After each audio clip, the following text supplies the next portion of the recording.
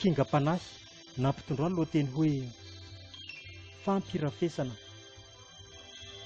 Hajao ny olon-tiana koa avelao fotsiny izy rehefa te ho ariana, fa tsy tokony ho atao ny mampirafy, na hoe rehefa te hiala dia migafigafy. Aza mba manao fisainana fijangajangana, amboary ihany ny saina ko ataovy izay mba mahatamana. Misy amintsika ireo efa manambady ka tena mampirafy tsy misy ohatr'izany. Ny fiafaran'izy ireny manko dia tena ho very any ankady, koa ambarao ihany ny teny voalaza eto izany. Satria ny fampirafesana dia tsy mitondra mankaiza, nefa kosa tena hahavery anao any amin'ny maizina. Ho anao efa manambady izay mbola mampirafy, sy ireo tsy manambady nefa miaraka amina vadin'olona, tandremo ary tadidio fa tsy maintsy jinja izay nafafy. Na aiza na aiza no ale, mety mbola ifampitady sy tena mbola ifampitolona. Tsy voatanisa aloha raha ny olona manambady mihoatra ny iray. Mangalatra nefa izy ireny, fa raha ny tompom-bady dia tsisy hanaiky an'izay. Aza manao ny mamparary fo ny olona miaraka aminao, fa raha ny tranga tsy zakany dia isaintsaina fa tsy ho zakanao. Ka manomboka izao hialao ny fampirafesana. Saina atao matanjaka ka mba milay tena azo refesina. Mahamenatra fa tsy hoe ianao izany no tena izy na koa tena mahazaka raha manao an'io, na hoe tena mahavoabata ka mba kajikajio. Efa farany ve vao ho tonga saina na koa mety hanenina? Noho izany miala dieny malaina mba tsy ho voelingelina. Tsarovy fa ny voninahitra dia mihena. Na hita taratra aza ianao fa olona tsotra na koa mpanan-karena. Ary ny hasina moa dia efa very tanteraka, ka ny anarany fotsiny ianao mba ohatrohatr'izay. Na dia misy aza ny hatanjana, eny fa na dia tsy mbola reraka. Fiainana manao an'ireny dia ho taraiky ary tsy ho avitra any amin'ny mandrakizay.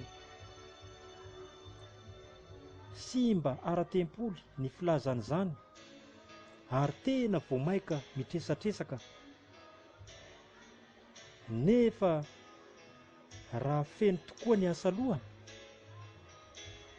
dia mety ho sanatria ho lefadefaka. Vavaka mandrakariva amin'ny tompo ry no atao, sy mila tsara atao fiambesana.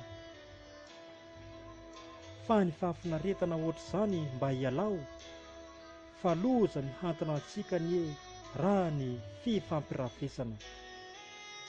Mpanoratra izaho, Patrik.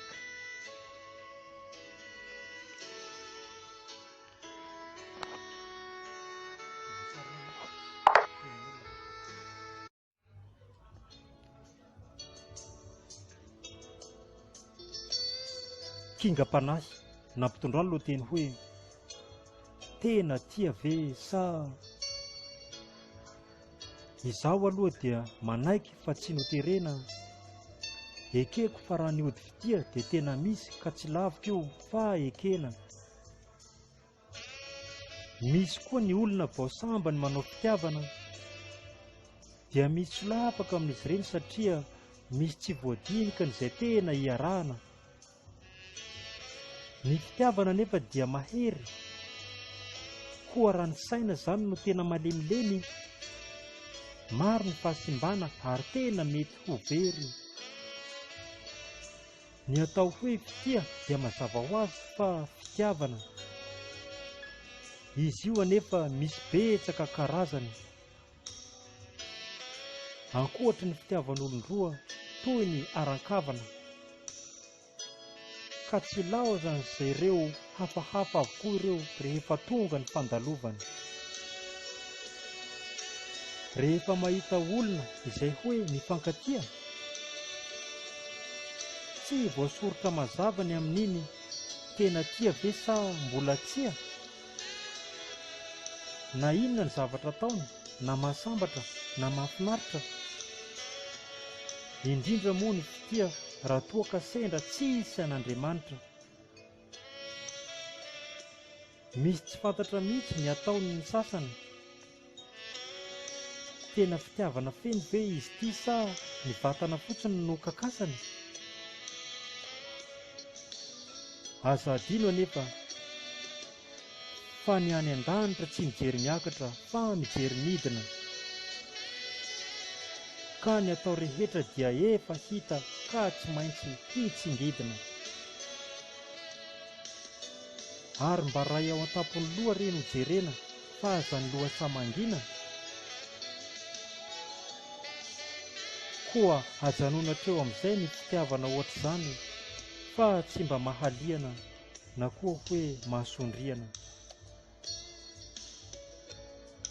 Rehefa hiditra amin'ny fitia, aoka mba ho feno ny fitiavana omena. Tsy hoe rehefa tia be ny ranony dia tsy hinana ny ventiny, izany ka tena tia tena. Izy ity dia mbola ahitana trano ny baraingo, fa tena tia marina ve ny olona ireo izay miaraka amin'ny tsirairay, sa nosoratany izaho Patrika.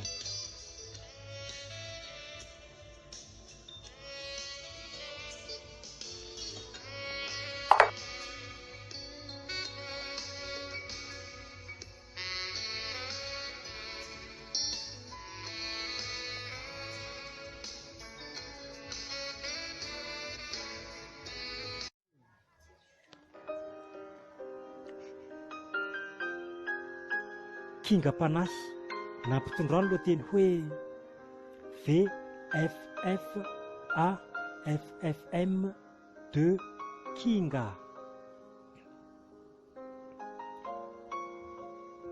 Ny fampidirana ny atao hoe VFFAFFM2 Kinga dia ny fivavahana, koa miainga mivavaka aloha izay vao ny manaraka mba tsy hadiso fanantenana. Rehefa avy eo dia raikitra ny fampiharana ny fiainana izay katrohina, nefa tsy dia ataotao fahatany io rehetra io fa mbola mila karohina.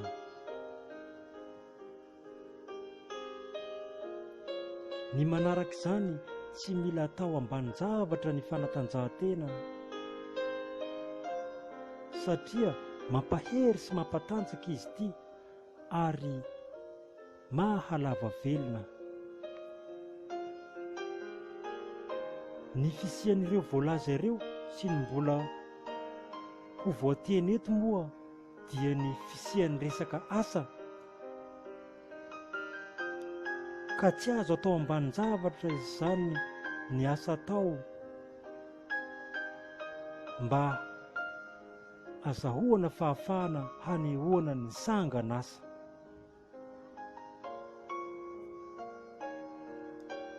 Hita ao avokoa nefa ny atao hoe fialamboly, ary mila mba mahay manala tsara tokoa kanefa aoka mba tsy ho asany devoly. Fiainana trena ato anatiny moa dia mitsiry foana ary tena misy, tena mila manao zaidan-kibony satria anisany mba double plus. toy ny ity moa dia tsy misy olona tsy tia mozika izany aloha, fa ny gadona fotsiny no samy manana izay ankafiziny na ankehitriny na amin'ilay taloha. Izao anefa tsisy olona tonga lafatra mihitsy amin'izay rehetra atao, ka aoka isika mba tsy eritreritra ny laharana ny voalohany fa izy any ambony ihany no tompony laharana io, ary dia tena izy ireo avao. Kanefa azo atao daholo izay rehetra voalaza eto io,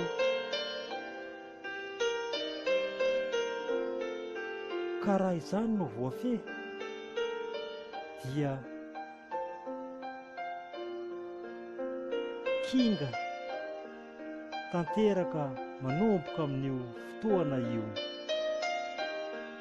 Azo lazaina kinga tanteraka izany manomboka amin'ny fotoana io, ary mba tadidio. Mpanoratra izaho, Patrick.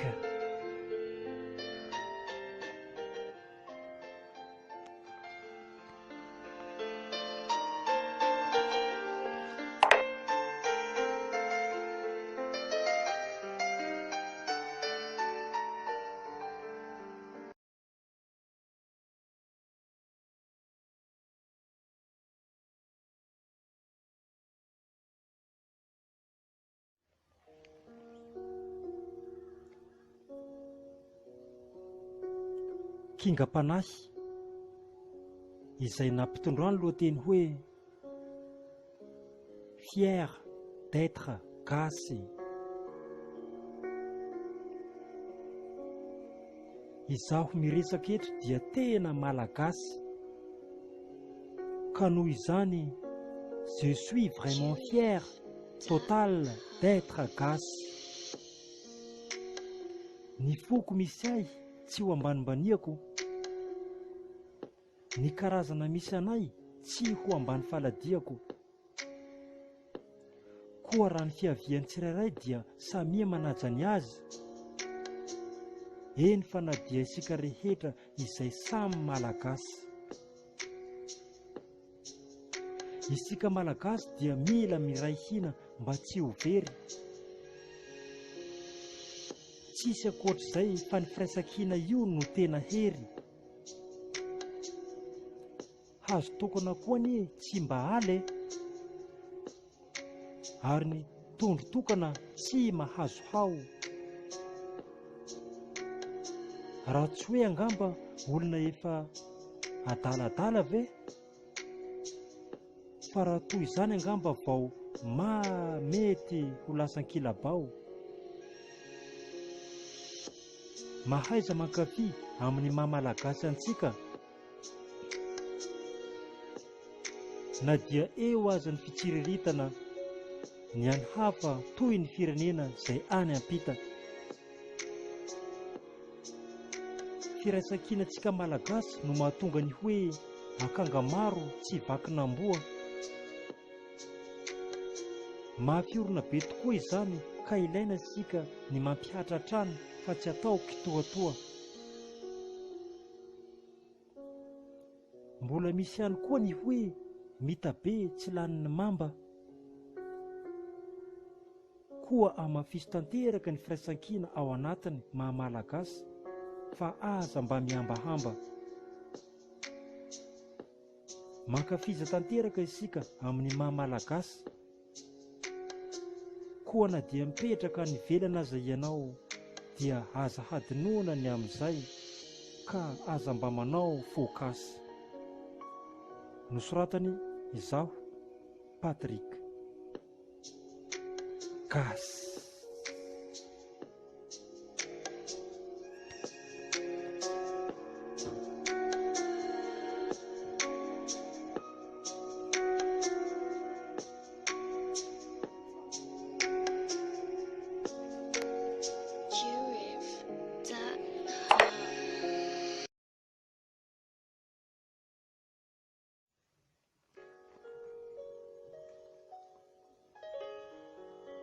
Kingam-panahy nampitondrany no teny hoe manoratra, manoratra. Manoratra trano no fialamboly anisany ataoko. Mamoaka ireo tranga misy ka tena tao masaka antoko. Ny fanoratana dia itsirian'ny aingam-panahy misy ao aminy, no sady lasa teny soratra izy amin'izay ary vao maika tena milamina.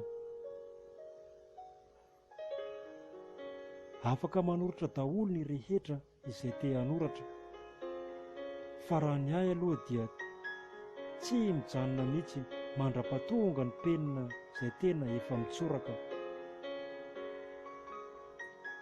Maro ny ainga azo soratana nefa atao mirindra tsara. Ao ny fandrafetana ny rima na koa tsy misy aza, fa dia mila kosa mba tsara karakara. Ny ao an'eritreritra ao dia aoka mba ho soratana sy n'izay tiany ambara, fa tsy mety mihitsy ny hoe miditra mikoloha-doka dia avy eo avoaka amin'ny makarakara. Na ratsy aza ny soratra fa mila fotsiny mba hay vakiana. Fiezana manoratra matetika mihitsy no mampiova azy ka tsy mila asiana hakiviana. Misy karazany maro ny asa atao rehefa te hanatsara ny soratra isika. Ao ny soratra tsipelina, ao koa ny sorakaliana sy ireo sora matianina. Izao atao daholo rehefa manoratra isika, na amin'ny karazana penina io toy ny stylo bika. Fa rehefa zatra tokoa ianao dia mandeha ho azy daholo izay ka tena lasa milamina. Rehefa lasa mahay manoratra loatra mantsy ny olona iray dia mahita ainga foroniny mandrakariva. Sady tena mahaliana mihitsy ny voasoratra izy ireny ary mila tsy mety ho tapitra fa dia eo ihany na dia maraina, atoandro, hariva. Ka dia rehefa maro tokoa ny zava-bitan'izy ireny amin'ny ara-tsoratra dia afaka miala voly sy mihay no sanganasany fotsiny isika rehetra, satria ilay izy dia efa bobaka ka tena efa mitosaka. Nosoratany Izao Patrick.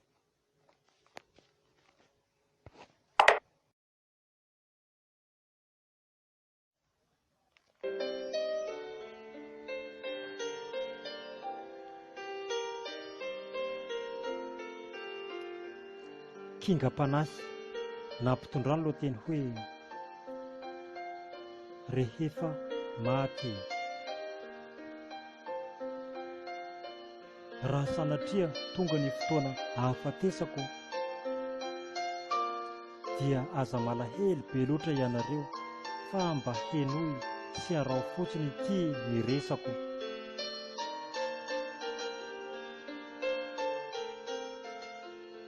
Rehefa maty mantsy ny olona anankiray dia tsy maintsy misy fahatsiarovana azy tokoa ny ao anatiny izay. Ny an'ny sasany dia efa maty hono vao Ramalala. Fomba fiteny ara-pahafatesana izany ka dia betsaka ireo tsy misalasala. Ny sasany moa dia nandokandoka aok'izany rehefa maty ilay olona.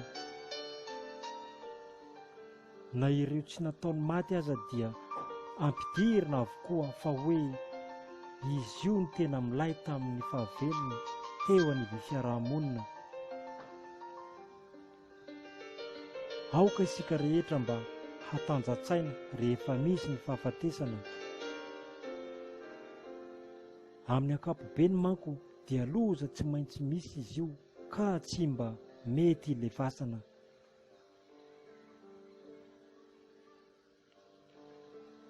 koa rehefa tapitra ny androm-piainana dia mba aleo fiainana tsara ny vita atao eto an-tany.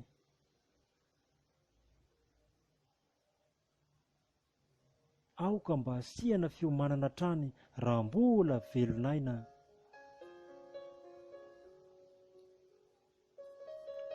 Fa rehefa maty izay ani dia tsy mba afaka hiteny intsony na hoe hisy zavatra ho tavandraina.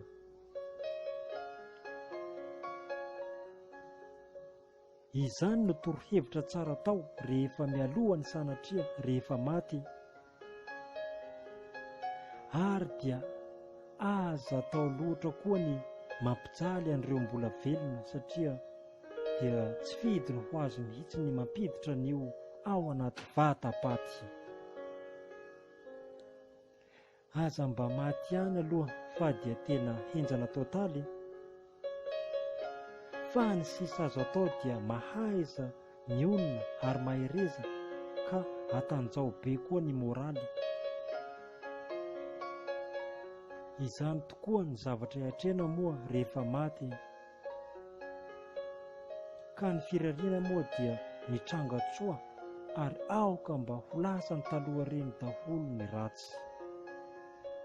Mpanoratra izaho, Patrick.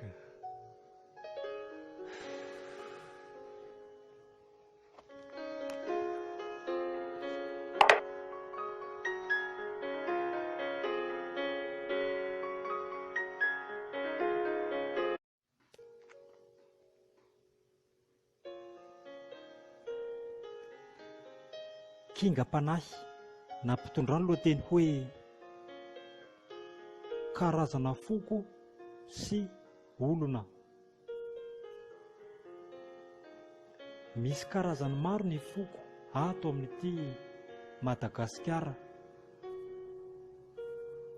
Ka ho tanisana eto izay mba voalaza sy ny toetoetra misy ao anatiny koa mba henoy tsara izay voambara.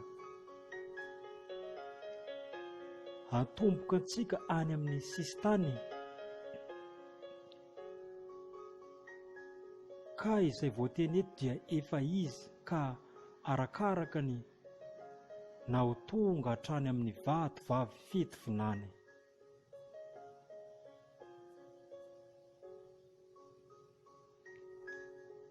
Any Antoamasina no tena ahitana ny foko Betsimisaraka.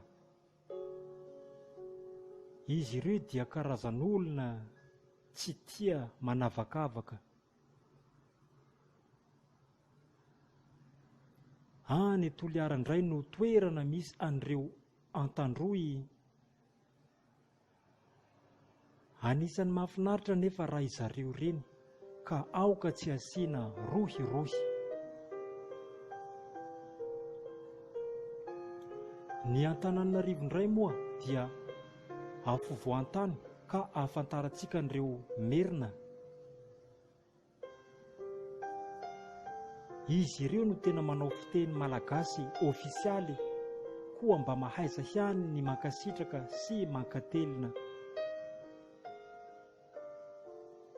Ho an'ny faritany Mahajanga, ny olona avy any dia tonga tena miresaka fa tsy manao lohanakanga.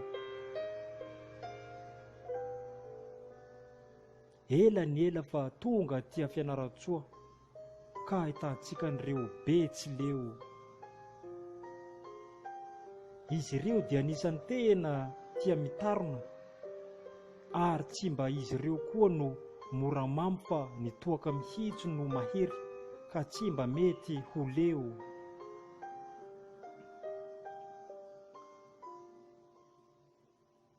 Ho an'izay avy any Diego tia mihetsiketsiky tanteraka ianareo ary tsy dia tia manao filinina barbeau.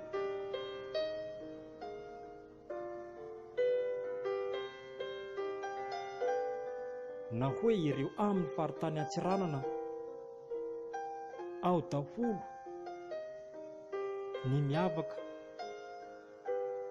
na tsy miavaka, ny olon-tsotra, indrindra fa ireo mpanana.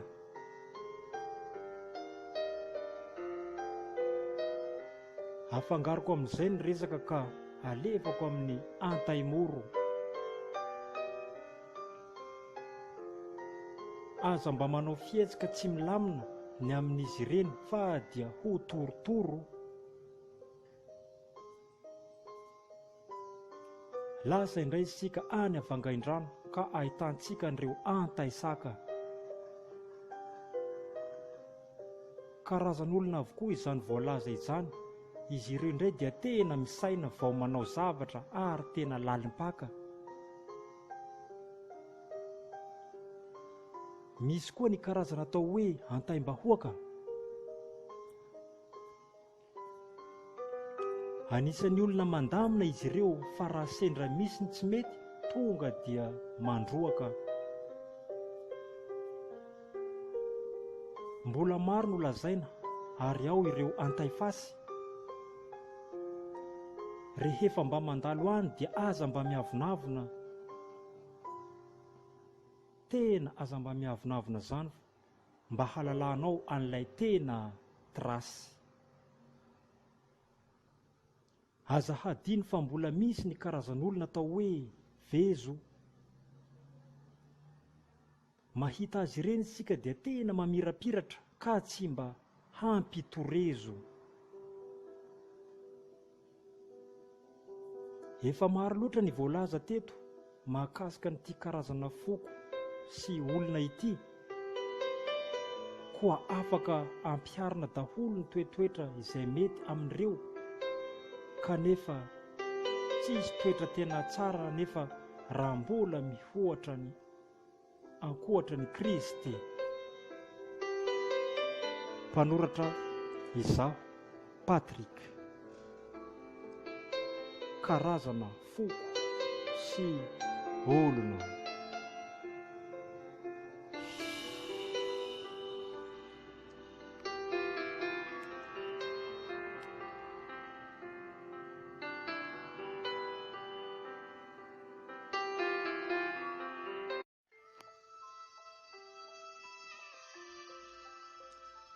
Kingam-panahy nampitondrano aloha teny hoe sida.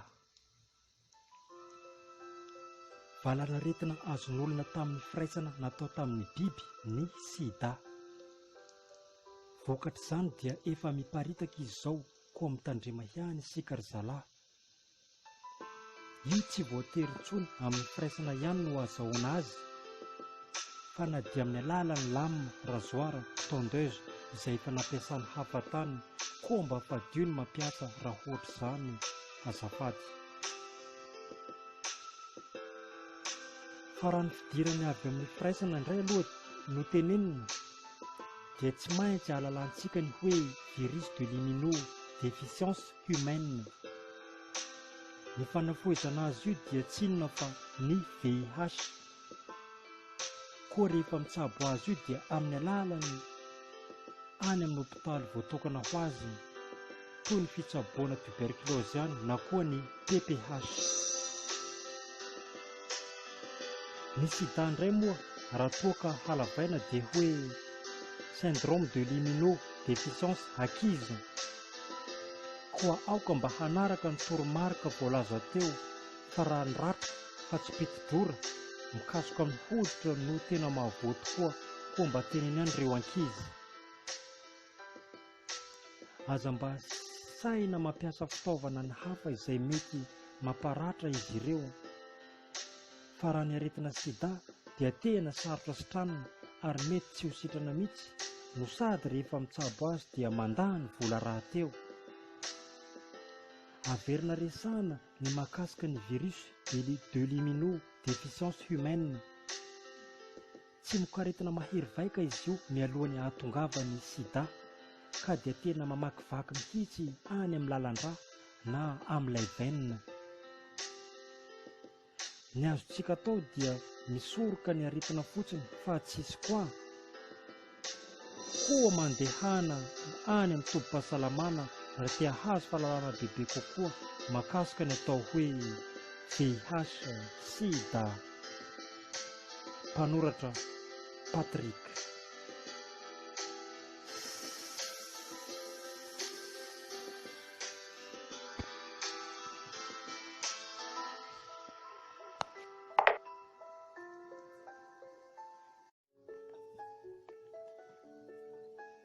Kingam-panahy nampitondrano loha teny hoe taona 2020.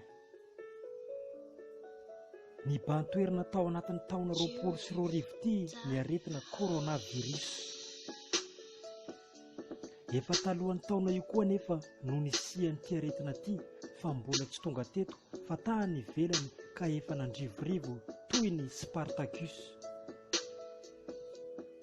Nefa tamin'ny mialohan'ity gadonan'ny taona 2020 dia hoe ho 20/20. Kanjo loza indray no niseho nanomboka ny volana marsa teo ka hatramin'izao zaho miteny izao mois de juin. Ny tony aloha dia mbola tsy fantatra fa izany no zava-misy hatramin'izao fotoana izao. Tena mijaly isika vahoaka kanefa akory tia mba hatao. Faritanin'ny Antananarivo no tena lasibatra sy faritanin'ny Tamatavy. Izy io dia tsy mifidy na koa Panarivo koa mba misotroa ihany ny CVO organiksa na ny tambavy. Tao Moramanga dia efa misimisy ihany koa no voa. Faran'ny taona 2020 hatramin'izao dia tsy mbola nahitana vokatsoa. Ny maty moa dia efa azo lazaina maro satria efa mihoatra ny roa. Koa raha sanatria misesy loatra izany dia ho toy ny fatinam-boa. Nasiana ny confinement, tsy mbola foana ny aretina. Fantrana indray ity no mitosaka 2020 ilay taona misy pentina. Mangidy malailay mihitsy ny tranga taona 2020 ity. Aleo ary mbola miantoka ny taona tamin'ny andro nahaterahan'ny Kristy. Fa ny taona 2020 dia efa karazan'ny taona efa maty. Na ny Paka, Pentecote, 26 Jiona ary tsy nisy raha nanjary. Izany daholo no niseho tao anatin'ny taona 2020 izay mitovy amin'ny salan'ny paokaty. Aiza ve ka vokatra ny loza misy tao anatin'ny taona 2020 dia ny vavaka am-piangonana dia ny foanana daholo indrindra fa nisaka ny alahady. Mpanoratra izaho, Patrick.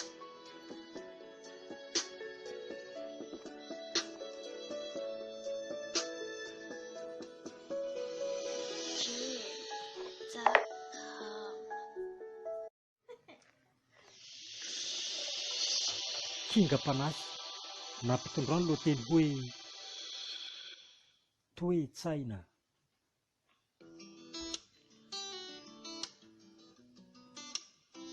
Ny toe-tsainy tsirairay io dia tsy mitovy.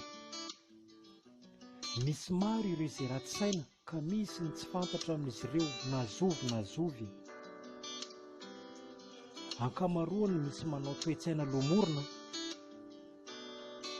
ka ny sasany indray moa dia lalana iray ihany no mba zorona.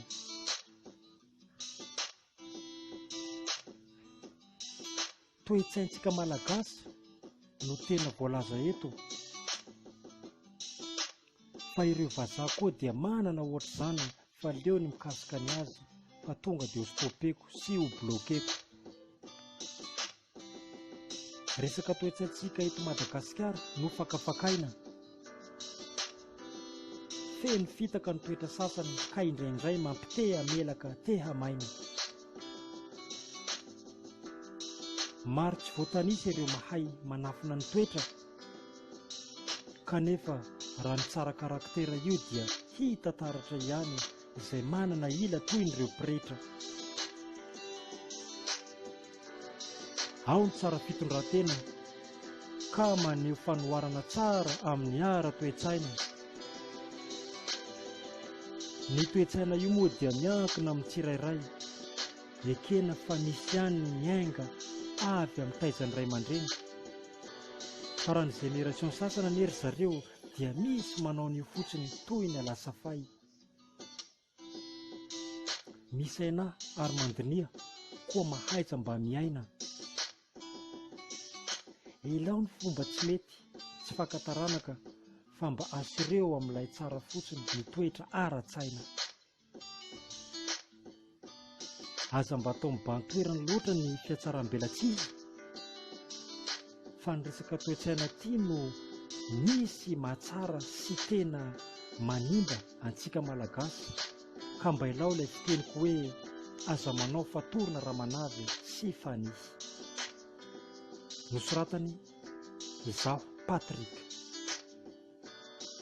toe-tsaina.